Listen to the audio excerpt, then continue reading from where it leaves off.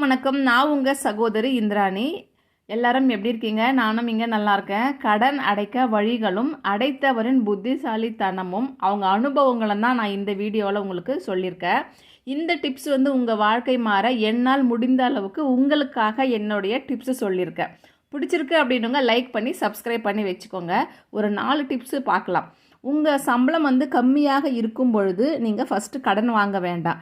கடன் வாங்குறேன் அப்படின்னு முடிவு பண்ணியிருந்தீங்க அப்படின்னா உங்கள் சம்பளம் எவ்வளோ இருக்குது, இது நம்ம செலுத்த முடியுமா அப்படின்னு ஃபஸ்ட்டு யோசனை பண்ணுங்கள்.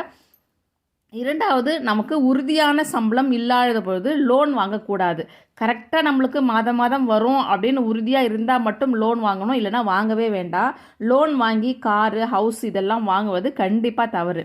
மூணாவது, சம்பளம் பற்றாக்குறை வரும்பொழுது வேலை மாற்றம் கண்டிப்பாக வேணும். இப்போ சம்பளமே கம்மியாக இருக்குது அப்படின்னு சொல்ல, இருந்த வேலையிலே இருந்துன்னு கூட இன்னொரு வேலையும் எக்ஸ்ட்ரா நீங்கள் பிஸ்னஸாவோ இல்லை பார்ட் டைம் ஜாப்பாவோ ஏதாவது பண்ணலாம்.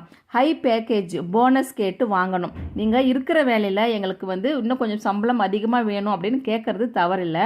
ஐடி கம்பெனி இதெல்லாம் ப்ரொவைட் பண்ணலாம். இந்த மாதிரி இடத்துல கேட்கலாம் அப்படின்னு சொல்லி என்னுடைய ஃப்ரெண்டு சொல்லியிருந்தாங்க. நாலாவது, கண்டிப்பாக ஆடம்பரம் செய்யக்கூடாது. ஹோட்டல் செல்வது, சினிமா போகிறது, பர்த்டே செலிப்ரேஷனு, கோல்டு ஜுவல்லரி வாங்கவே வேண்டாம். ஏன்னா கடன் இருக்குதுன்ற பட்சத்தில் ஒரு சில விஷயங்கள் செய்யாமல் இருந்தால் உங்களுக்கு கடன் வாங்கணும் அப்படின்ற எண்ணம் வரவே வராது.